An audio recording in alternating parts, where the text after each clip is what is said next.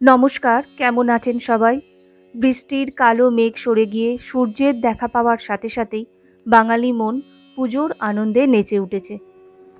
দুদিন আগে শেষ হলো ঝুলন উৎসব। আমাদের এখানে মানে খড়দাতে ঝুলন খুব সুন্দরভাবে পালন করা হয়। সেই উৎসব কিছু অংশ আপনাদের সঙ্গে শেয়ার করলাম। আমাদের বাড়ির আশেপাশে বেশ কয়েকটি রাধাকৃষ্ণের মন্দির আছে। প্রত্যেকটি ঠাকুরের নাম আলাদা। ওই যে দূরে দেখা যাচ্ছে শ্রী শ্রী রাধা শ্যামসুন্দর জিউয়ের মন্দির।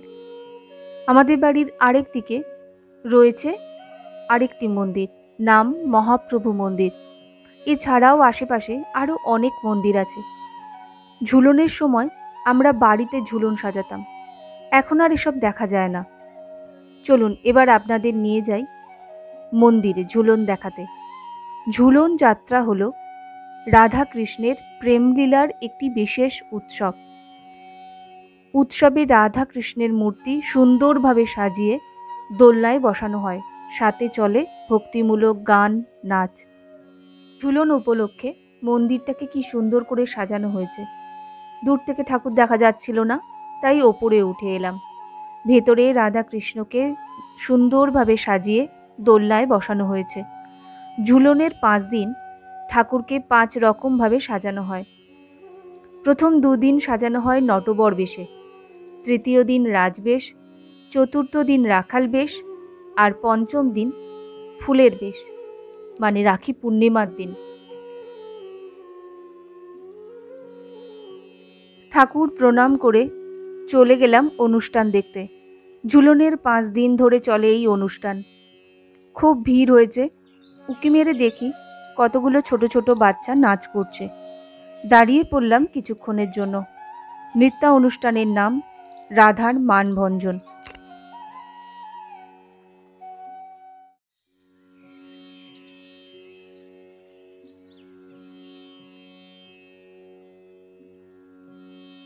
স্টেজে বড়দের নাচ দেখতে দেখতে হঠাৎ আমার চোখ যায় এই বাচ্চাটার ওপর।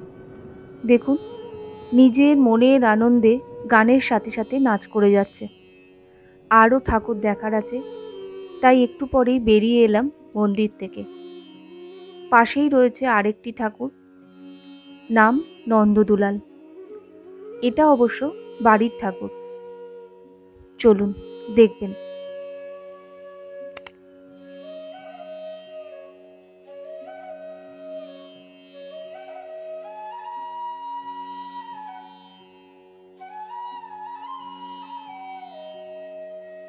প্রণাম করে বেরিয়ে এলাম মন্দির থেকে। আর এই হচ্ছে শ্রী শ্রী রাধা শ্যামসুন্দর মন্দিরের গেট। লাইট আর ফুল দিয়ে কি সুন্দর করে সাজানো হয়েছে। আর বাইরের এই পরপর দোকানগুলোতে পাওয়া যায় পুজোর বিভিন্ন রকম সামগ্রী। এই দেখুন, ঠিক এই রকমভাবেই আমরা ঝুলন সাজাতাম। প্রতিযোগিতা চলতো রীতিমতন, কারটা বেশি ভালো হয়েছে। এই ঝুলন সাজানোটা দেখে আমার ছোটবেলার কথা খুব মনে পড়ে গেল।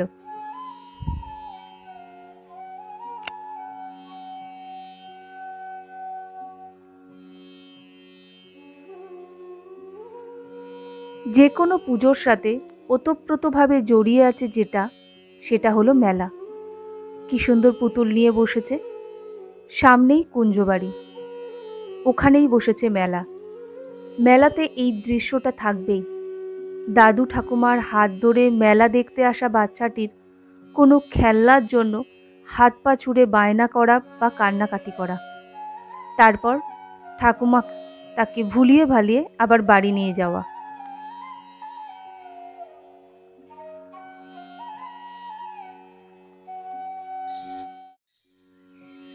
কুঞ্জবাড়ি হলো শ্যামসুন্দরের পুরনো মন্দির।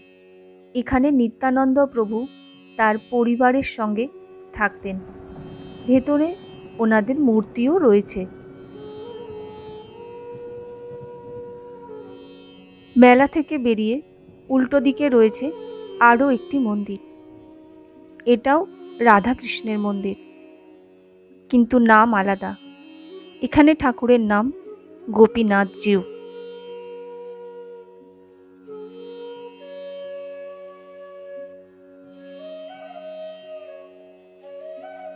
এবার পৌঁছে গেলাম আমরা মহাপ্রভু মন্দিরে। এই মন্দিরটা একদম আমাদের বাড়ির পাশেই। হরদায় এরকম আরও অনেক মন্দির আছে যেগুলোতে এই ঝুলন উৎসবে খুব সুন্দর করে সাজানো হয়, যেমন রাধাকান্ত মন্দির, লক্ষ্মীনারায়ণ মন্দির, কাটিয়া বাবার আশ্রম। সেগুলো নয় অন্য সময় আপনাদের সঙ্গে শেয়ার করব।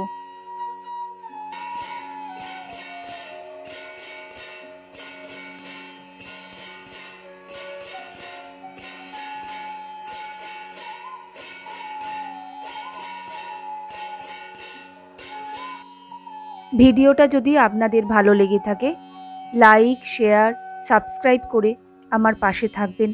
সবাইকে ভালো রাখবেন, নিজে ভালো থাকবেন। জয় রাধেশ্যাম।